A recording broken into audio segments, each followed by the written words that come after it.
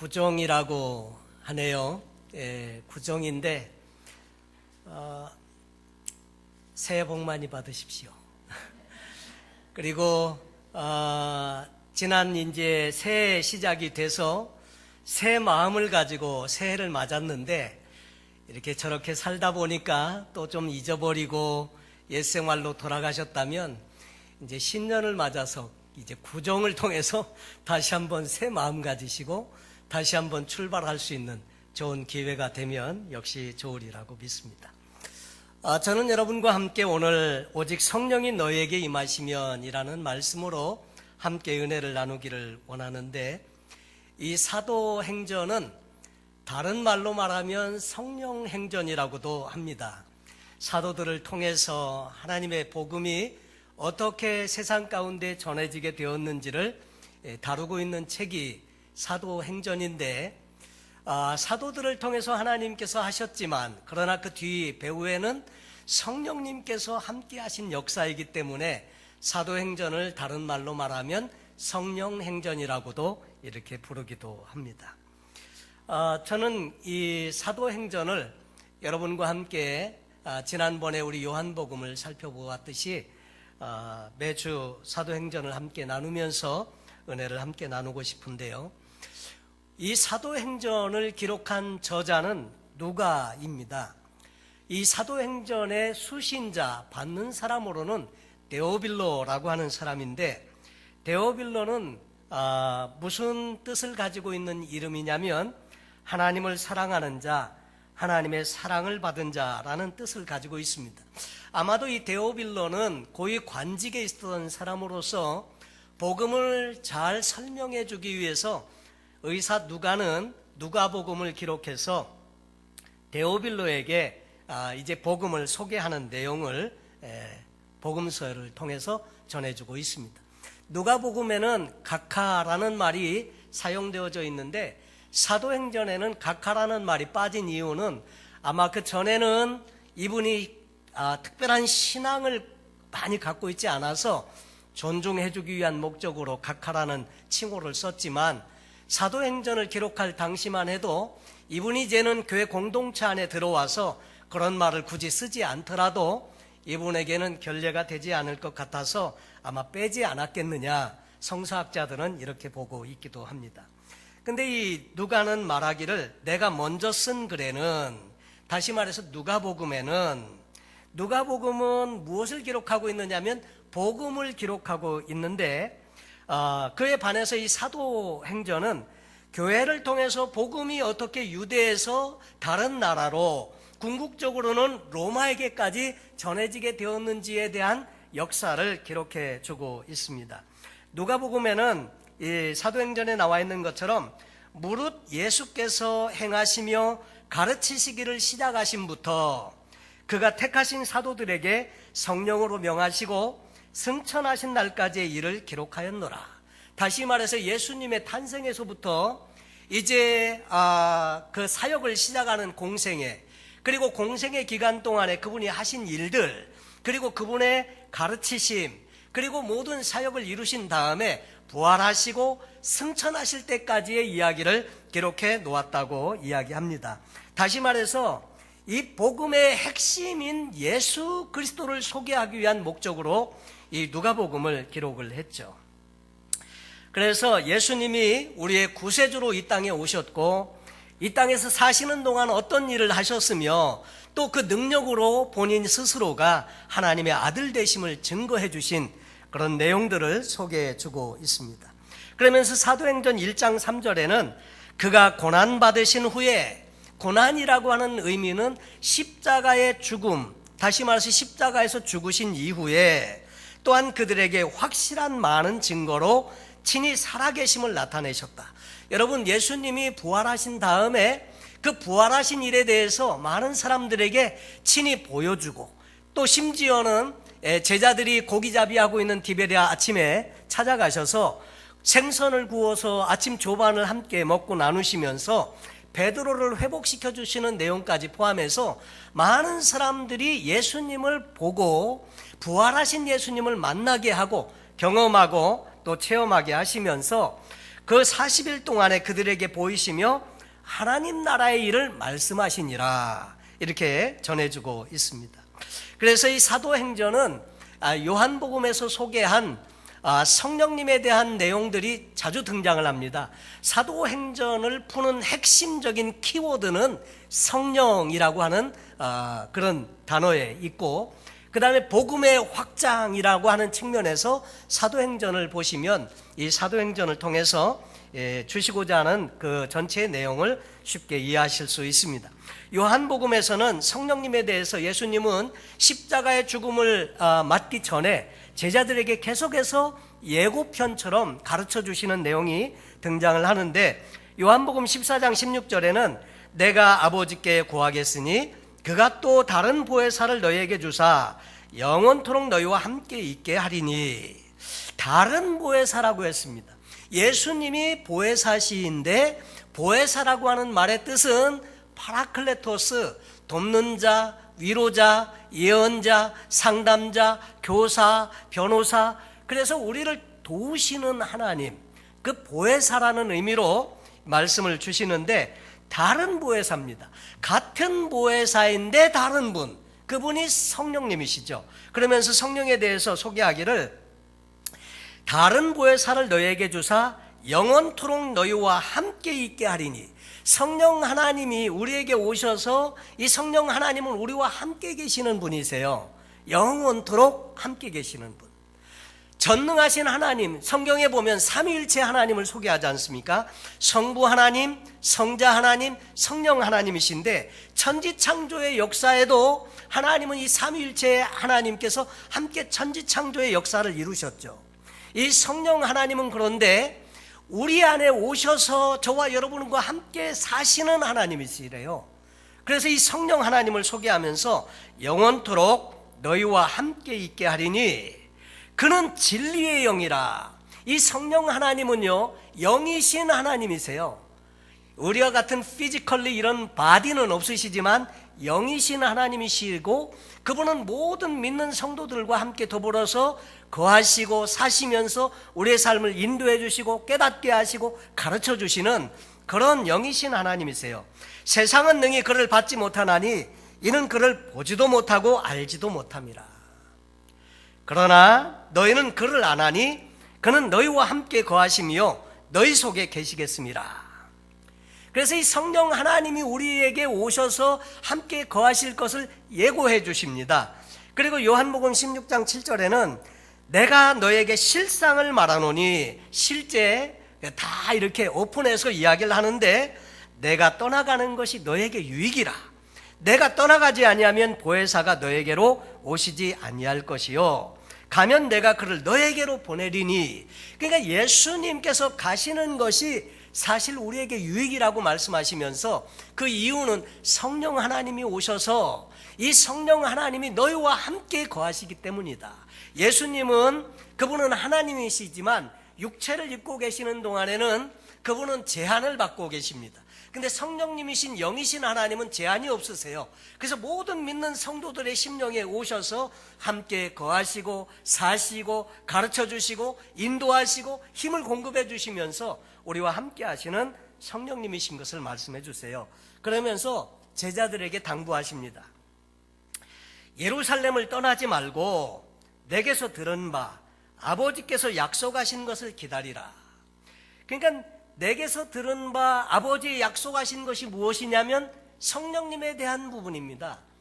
말세는 내 영을 남종과 여종에게 남녀노소 다 부어주리니 그들이 성령으로 충만하게 되어져서 그렇게 하나님의 능력 가운데 살게 됨을 구약 성경을 통해서도 이미 말씀을 해 주셨거든요.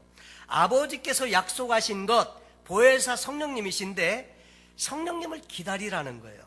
요한은 물로 세례를 베풀었으나 너희는 몇 날이 못되어 성령으로 세례를 받으리라 하셨느니라.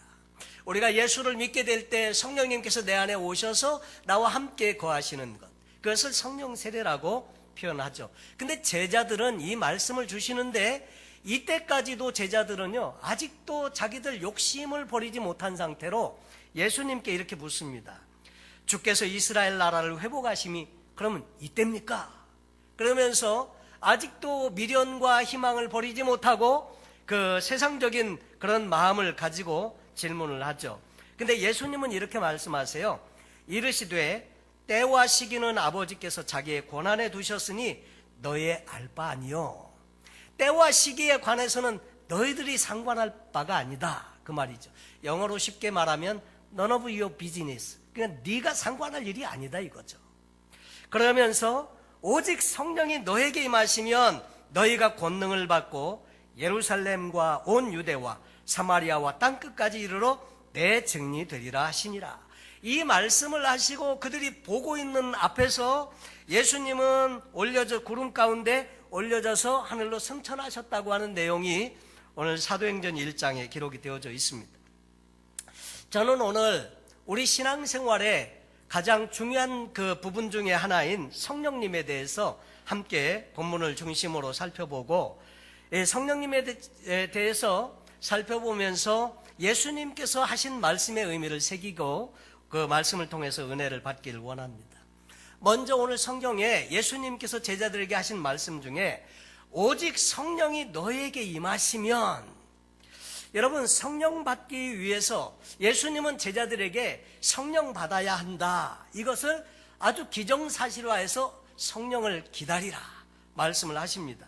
근데 이 사람들이 성령 받기 위해서 한 일은 12명의 제자들과 그 다음에 여기 성경에 보면 여자들과 예수의 모친 마리아와 예수의 아우들로 더불어서 한 120명 정도의 성도가 마가의 다락방이라고 하는 곳에 모여서, 그래서 거기서 기다리면서 그들이 성령 받기를 위해서 한 일이 있다고 하면 같이 더불어 마음을 같이하여 전혀 기도에 힘쓰니라. 마음을 같이 했다는 말은 성령님을 사모하고 오시기를 기다리면서 성령 받기를 마음을 같이해서 기다리고 그들이 한 일은 기도에 전혀 힘쓰니라. 여러분 신앙생활을 하면서 이 기도가 얼마나 중요한지요.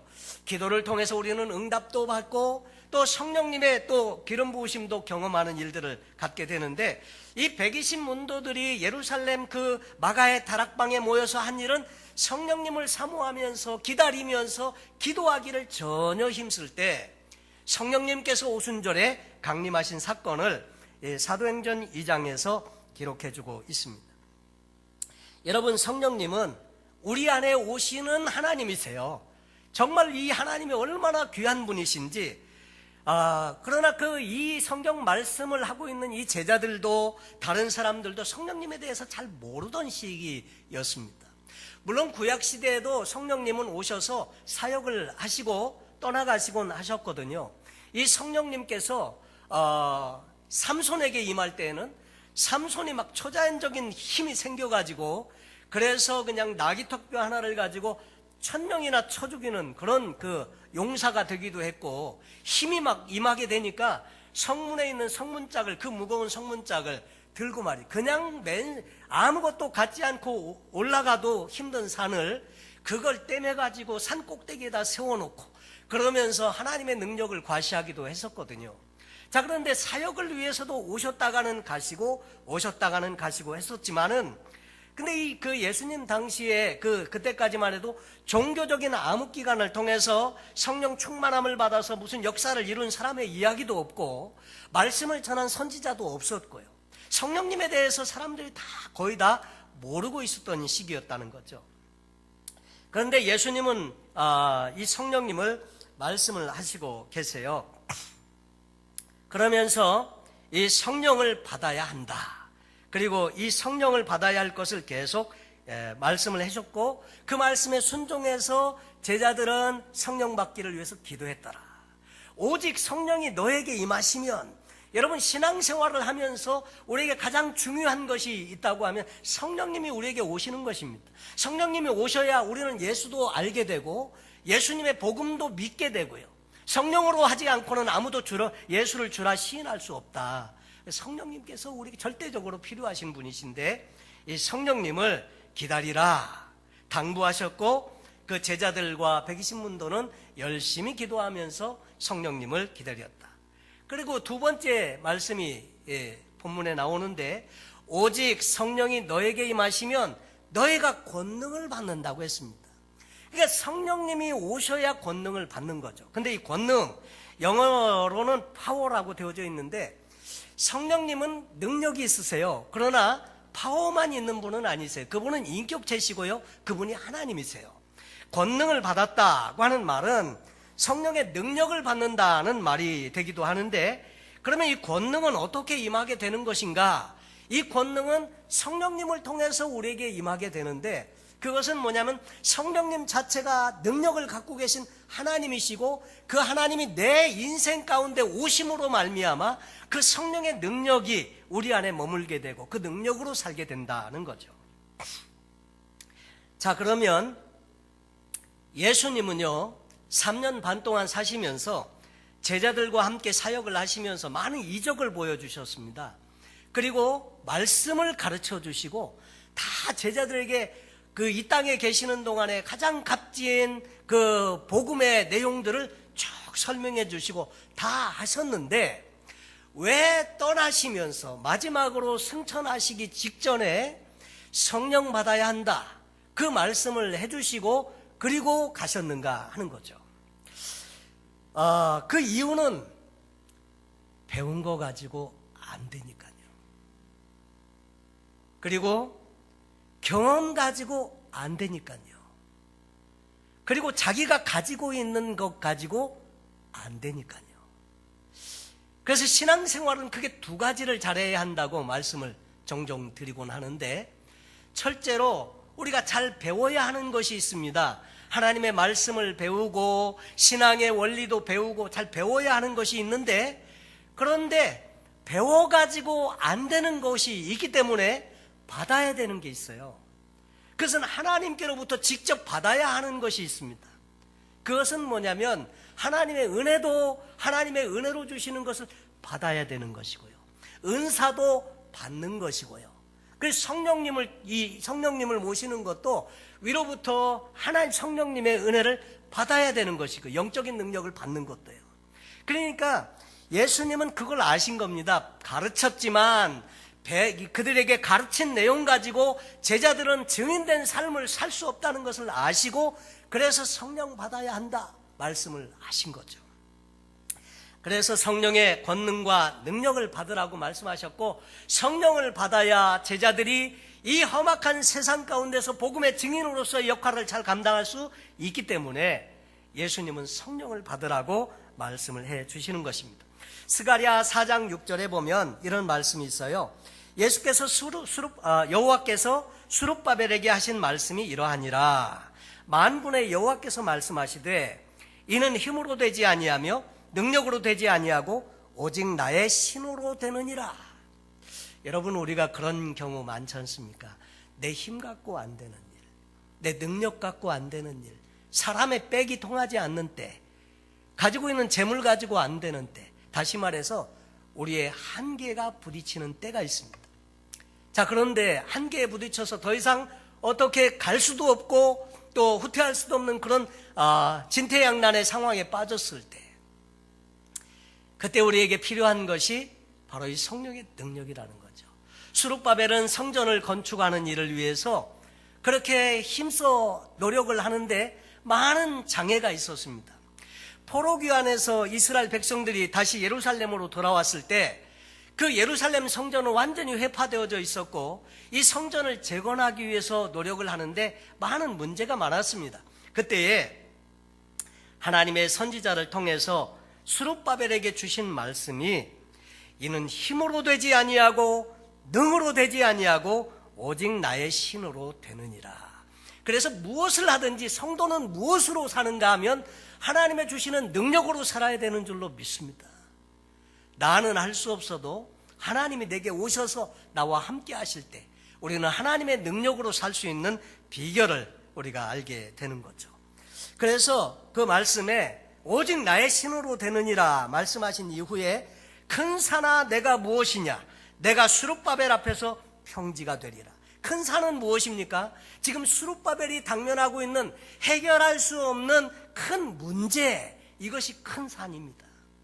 큰 산아 내가 무엇이냐, 내가 수룹바벨 앞에서 평지가 될지라. 여러분 앞에 태산과 같은 큰 산에 가로막혀서 문제에 가로막혀서 어떻게 해보지 못하는 그런 환경과 상황에 직면해 있을 수도 있습니다. 그런데 오늘 말씀과 같이 하나님의 성령의 신이 우리에게 임하게 되면 큰 산아 내가 무엇이냐, 내가 수룹바벨 앞에서 평지가 되라. 그 말은 문제가 다 낮아져서 더 이상 문제가 아니라 하나님의 능력으로 살아가는 그런 경험을 갖게 한다고 하는 거죠. 그가 머릿돌을 내어놓을 때 무리가 외치기를 은총이 그에게 있을지어다 하리라 하셨고, 이 수룹바벨이 이 성전의 기초를 놓았은즉 그의 손이 또한 그 일을 마치리라 하셨나니 만군의 여호와께서 나를 너에게 보내신 줄을 내가 알리라 하셨느니라. 그래서 하나님의 역사를 경험하게 하고 그래서 하나님이 하신 일들을 너희가 목도하게 될 거다 하는 이야기를 하는 거죠. 여러분, 우리도 살다 보면 힘으로 되지 아니하고 능으로 되지 아니하고 큰 태산과 같은 인생의 문제가 있을 때 여러분 성령의 능력으로 되는 줄로 믿습니다. 이것이 성도의 믿음이고 이것이 성도의 삶이 바로 성령님을 의지하면서 사는 삶이죠.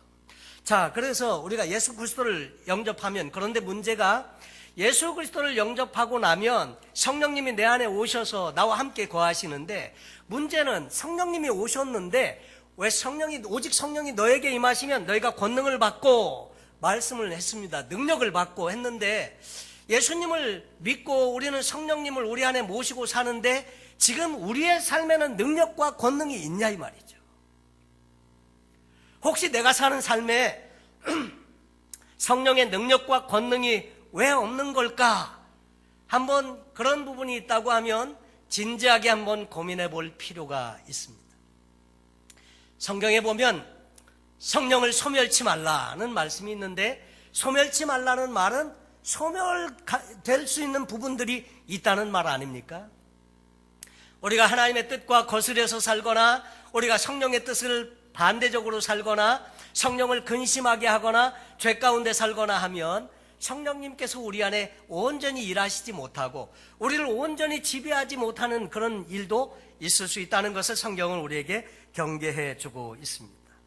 그래서 성령님을 이미 우리 안에 모셨다면 앞으로 우리의 결심은 성령님의 능력으로 살고자 하는 결단이 필요하고요. 그래서 성령님을 다시금 늘 우리의 삶에, 여러분 도둑이나 강도는 우리가 환영하지 않아도 그 도둑과 강도는 우리한테 찾아와서 우리의 것을 빼앗아가고 이렇게 하죠. 근데 성령님은 인격체세요. 그래서 환영하고 인정하고 모셔드리고, 그래서 매일 아침마다 일어날 때마다 성령님 우리 안에서 우리를 온전히 지배해 주시고 오늘도 인도해 주십시오. 성령님을 환영하고 인정하고 모셔드리는 것들이 필요하지 않나, 이런 마음을 갖게 되죠.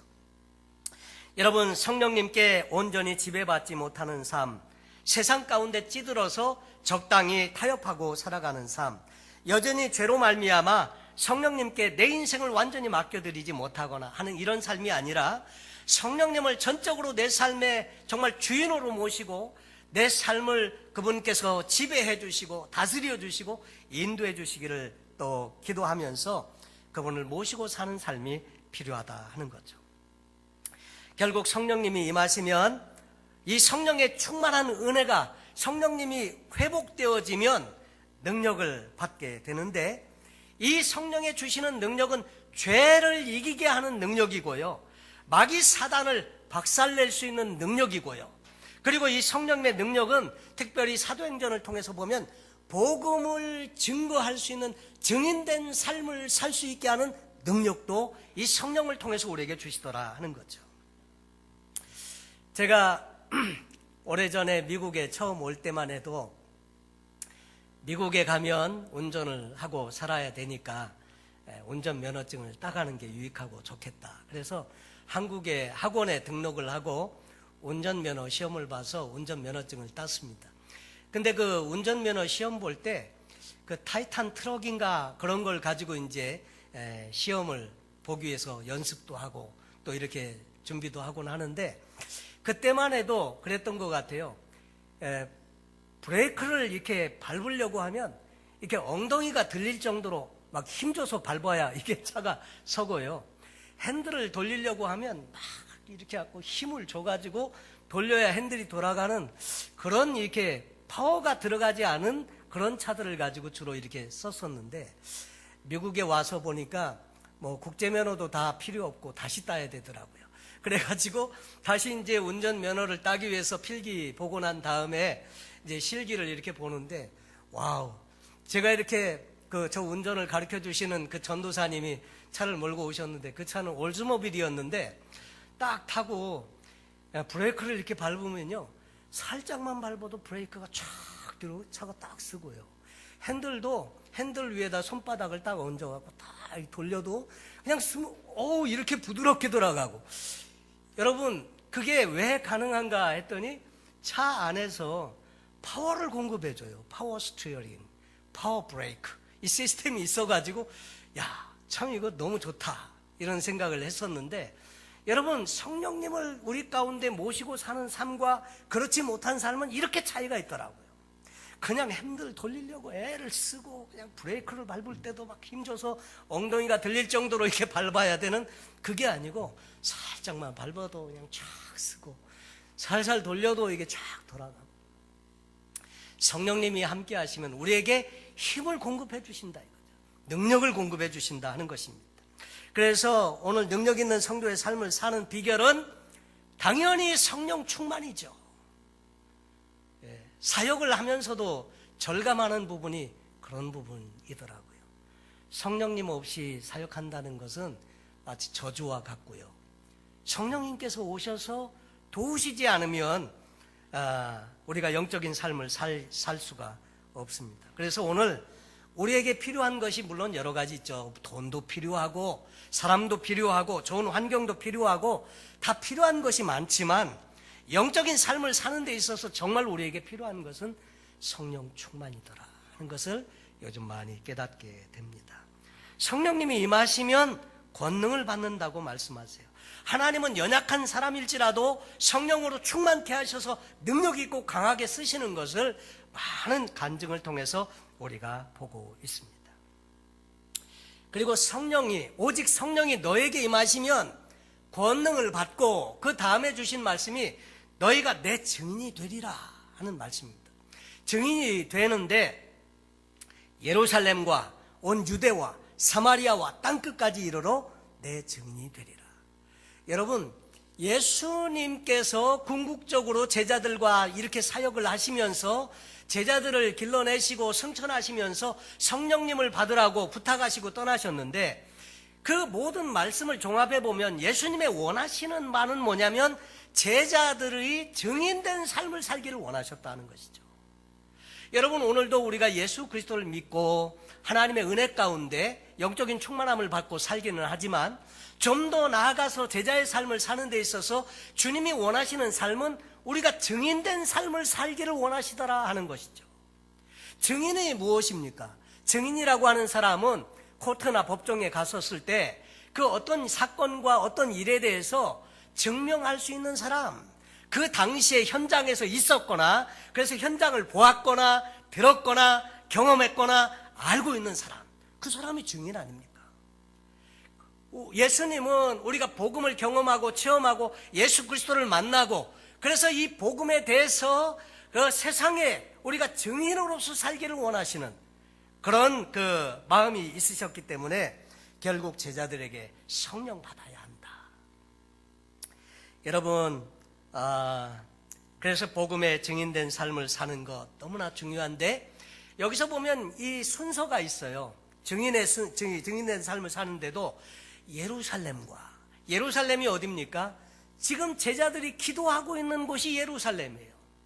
이 예루살렘 마가의 다락방에 저도 가보았는데 그렇게 넓지 않아요. 공간은 한 요 정도, 이 본당 정도의 공간인데, 그 현장을 통해서 성령님이 오시게 되고, 그리고 이제 이 마가의 다락방이 있는 그 예루살렘은 가장 가까운 지역입니다. 그리고 온 유대는 좀 더 넓은 의미에서 유대가 있고요. 조금 더 지나가면 사마리아가 있고, 그 다음에 땅끝입니다. 많은 사람들이 증인된 삶을 살기 위해서 어디로 가느냐면, 나를 알지 못하는 모르는 사람 X, 그러니까 땅끝으로 먼저 가려고 하는 경우가 있는데 그렇지 않습니다. 복음에 인접한 관계 노선을 타고 가는데 그것은 예루살렘과 온 유대와 사마리아와 땅끝입니다.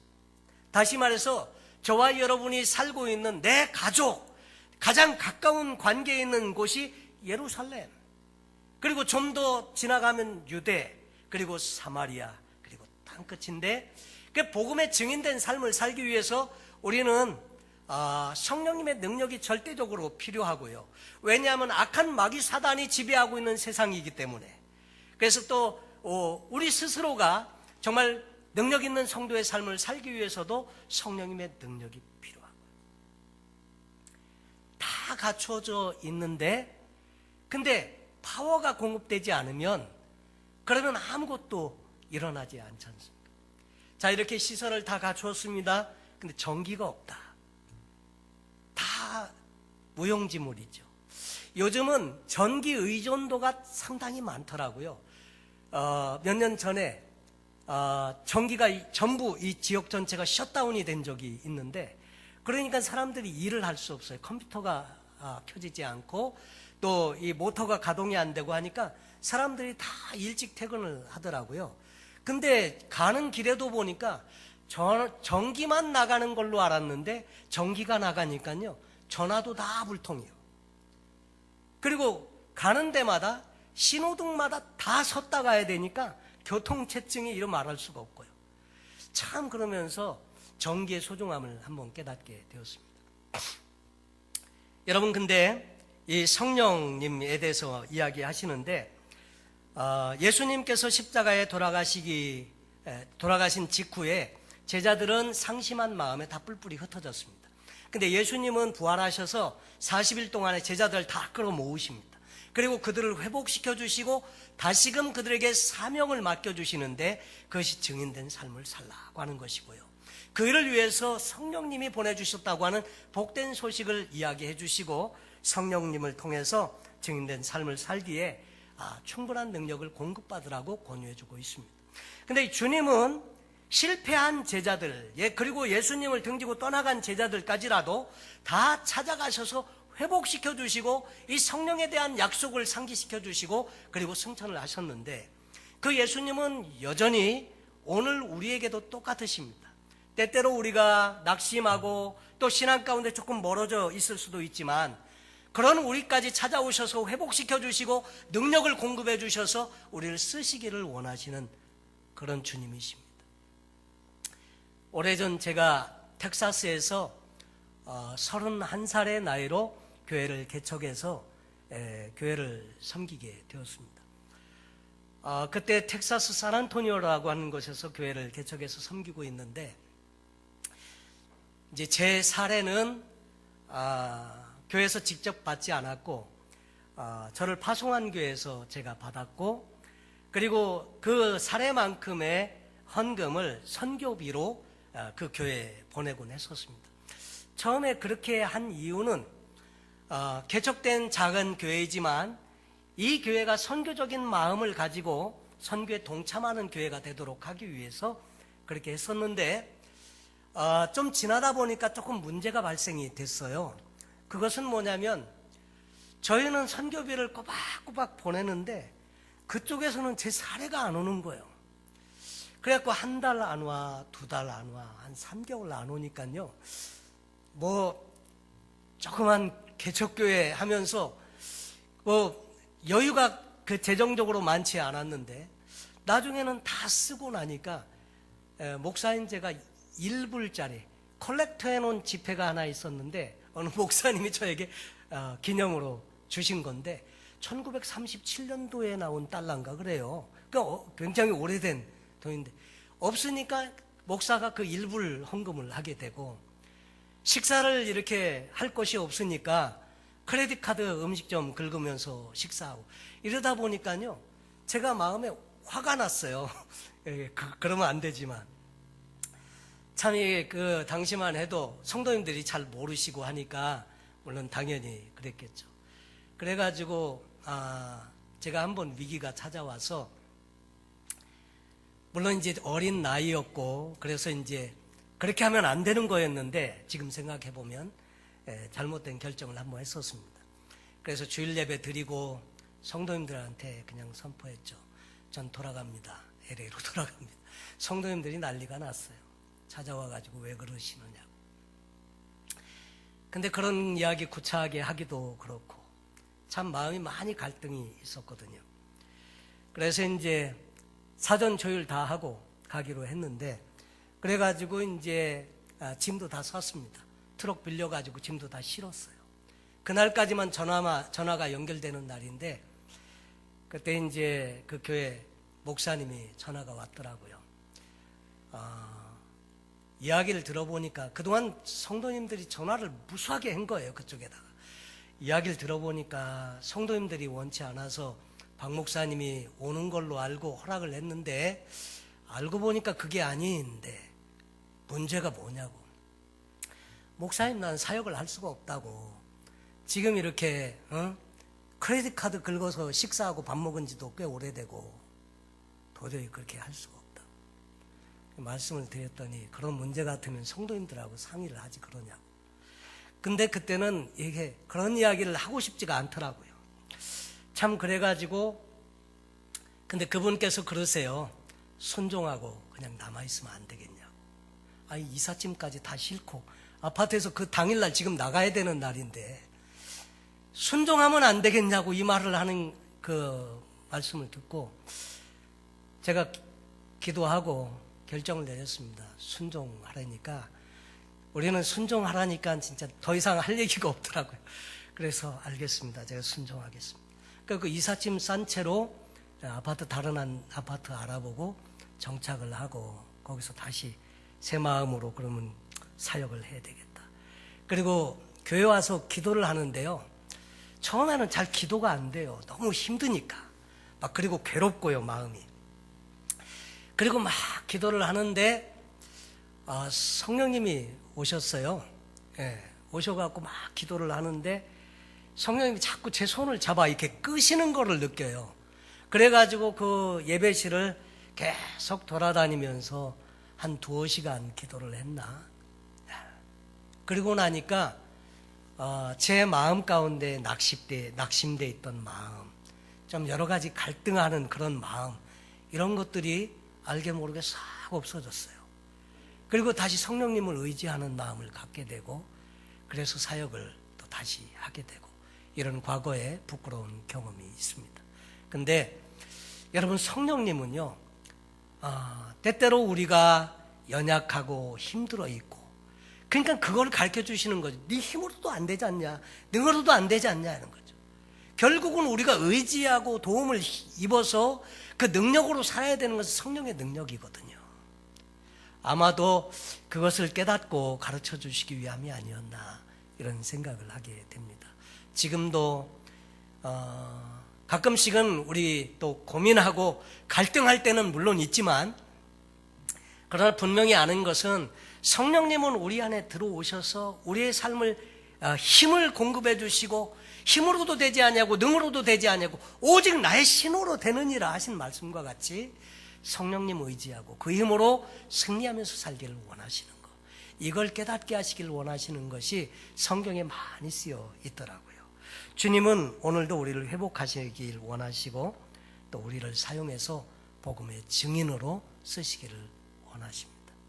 사랑하는 성도 여러분, 성령님은 이미 우리 안에 와 계시는데 그분의 능력을 다시 한번 새롭게 해달라고, 또 회복시켜 달라고, 성령의 충만함을 우리에게 허락해 달라고 우리가 한번 기도하는 시간을 가지면 좋겠습니다. 우리가 한번 주님 앞에 같이 이 시간 결심하고 결단하면서 우리 기도하기 원하는데, 하나님 아버지, 성령님이 우리 안에 계시는데 우리는 그분이 나와 함께 하심도 잊어버리고 내 힘으로 사는 줄 알고 내 능력으로 사는 줄 알고 우리가 살아갈 때가 얼마나 많습니까? 성령님, 다시 한번 우리 안에 환영하고 인정하고 모셔드리고 주님 주시는 힘과 능력으로 살길 원합니다 고백하면서 주님 앞에 정말 성령님 충만함을 허락해 주시라고 우리 같이 한 3분 정도 합심해서 결단하고 기도하는 시간 갖길 원합니다. 함께 기도합니다. 고마우신 아버지 하나님 감사합니다. 이 시간 우리와 함께 하시고 우리를 도우시도록 성령님 아버지 하나님 우리에게 보내주셨는데 우리 하나님 좀 성령님을 늘 삶의 중심에